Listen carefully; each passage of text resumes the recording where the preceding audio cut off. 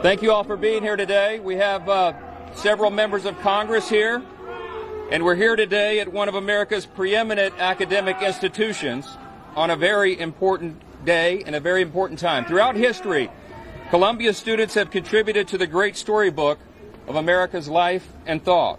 Visionary American leaders like Alexander Hamilton and John Jay and the Jewish leader Gershom Shashis knew the self-evident truth that was at the heart of this country and once at the heart of this university, and that is that we are endowed by our Creator with certain inalienable rights. They should not be infringed. The founders and the great leaders who had come through this institution in the past believed in religious liberty. They believed in democracy. They believed in morality and virtue and the dignity of every human person.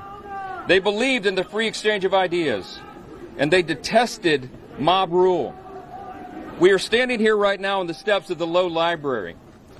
In this very building right behind us, Columbia University once awarded Winston Churchill an honorary degree, and it was Churchill who said, "It is manifestly right that Jews should have a national home where they may be reunited." We believe in that principle. And today I'm here to proclaim to all those who gnash their teeth and demand to wipe the state of Israel off the map and attack our innocent Jewish students this simple truth: neither Israel nor these Jewish students on this campus will ever stand alone. Today, Hamas issued an endorsement statement of the protesters on this campus. They called them the future leaders of America. It is detestable. All of this has to be said because the cherished traditions of this university are being overtaken right now by radical and extreme ideologies. They place a target on the backs of Jewish students in the United States and here on this campus. A growing number of students have chanted in support of terrorists. They have chased down Jewish students. They have mocked them and reviled them. They have shouted racial epithets. They have screamed at those who bear the Star of David. Enjoy your free speech. They've told Jewish students who wear the Star of David to leave the country. And shamefully, some professors and faculty have joined the mobs. Things have gotten so out of control that the schools canceled in-person classes, and now they've come up with this hybrid model where they will discriminate against Jewish students. They are not allowed to come to class anymore for fear of their lives, and it's detestable. As Columbia has allowed these lawless agitators and radicals to take over, the virus of anti-Semitism has spread across other campuses. By some counts, as many as 200 universities have a similar form of protest right now. At Yale, a Jewish student was stabbed in the eye with a Palestinian flag, and 45 students were arrested. At NYU, pro-Hamas protesters were shouting from the river to the sea. Anti-Israel encampments are popping up at universities all across this country. The madness has to stop. The madness has to stop. We just left a meeting with students, Jewish students, who told us of the heinous acts of bigotry that they have experienced simply because of their faith. Their bravery is inspiring, much more inspiring than some of the activities we're seeing here. And they should never have to confront such hate on an American college campus. It's such a revered institution. Anti-Semitism has been growing in America, and it's clear why.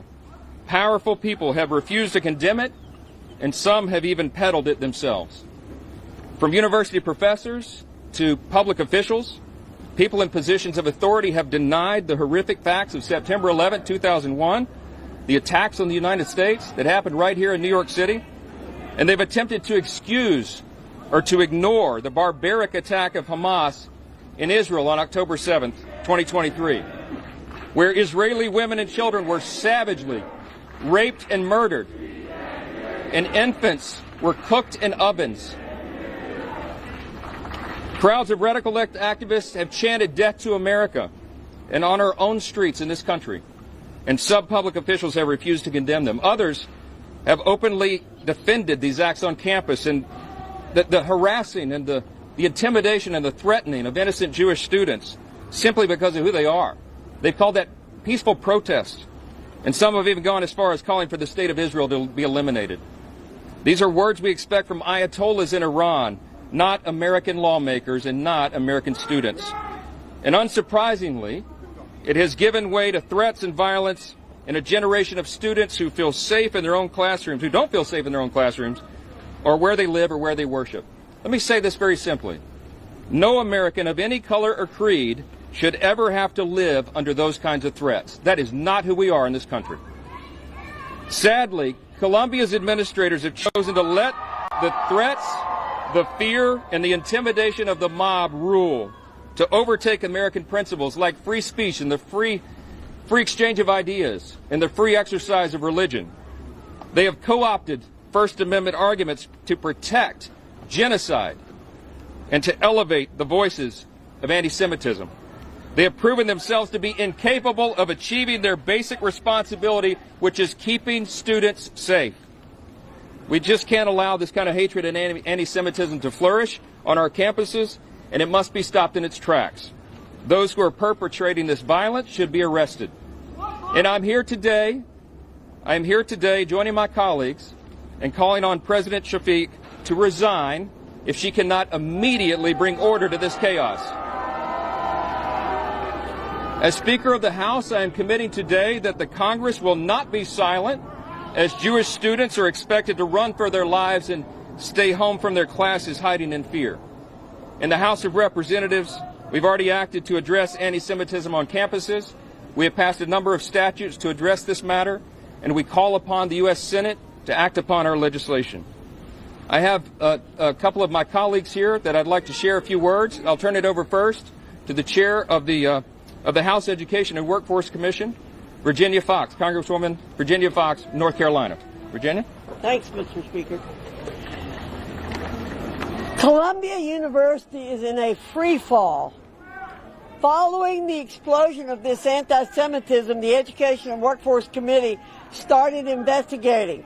So far, the committee has uncovered key failures in the administration's response to the anti-Semitic attacks and displays embroiling this campus. First, President Shafiq presented false testimony to the committee regarding the removal of Professor Joseph Basad. No action was taken. In addition, the administration has suspended 2 Jewish students for a made-up chemical attack. So I have a message, President Shafiq, and a message for you all, too. The inmates are running the asylum. That's right. Take back control of this once great institution. You took action last week. It's time to act again. If not, the committee will pursue every possible avenue to create a safe learning environment for Jewish students. I yield back. Next is Congresswoman Nicole Malliotakis from here in New York. Welcome to New York City. Yes, indeed. Well, thank you very much for coming today. I'm so happy to welcome the Speaker to New York City, and we appreciate his leadership and coming here to condemn the anti-Semitism that has been allowed to fester on this campus. We just met with a group of students who told us that not only have they been bullied, but they've been, many of them, assaulted. They have been spat on. They have had to walk the halls of this campus to see swastikas painted. These are clear examples of anti-Semitism, and it's shocking to see that it's happening in the most diverse and welcoming city in America. It is truly outrageous, and it's clear that the president of this university cannot control the campus. She cannot and will not hold students who are doing these types of anti-Semitic activities accountable, and that she cannot keep the students who are of Jewish faith, who have paid a lot of money and have worked very hard to get to an Ivy League institution like this, that she cannot keep them safe. And that is why I join my colleagues in calling for her resignation. Thank you. The next, another congressman from New York, Anthony D'Esposito. Well, thank you, Mr. Speaker. If you are a protester on this campus and you are proud that you've been endorsed by Hamas, you are part of the problem. When you cheer on the fact that you enjoy Hamas and Hezbollah, you are yourself part of the problem. Mr. Speaker, I am proud to join with you here today in calling for the immediate resignation of the President of Colombia. She has failed her duty. She is not keeping students safe. And we see on this campus the hate-filled speech that is carrying through this country. Great. Another New York Congressman, Mike Lawler. Well, thank you, Mr. Speaker, for being here in New York. I want Palestinians to be free, too, from their oppressor, Hamas. And every single one of you students that support Hamas are an absolute abomination. It is shameful, shameful that you would support a terrorist organization that butchered and beheaded and burned innocent women, children, and babies. I went to Israel a month after the attack on October 7th, and I watched a 21-minute unedited video, raw footage of the attack. I watched exactly what Hamas did.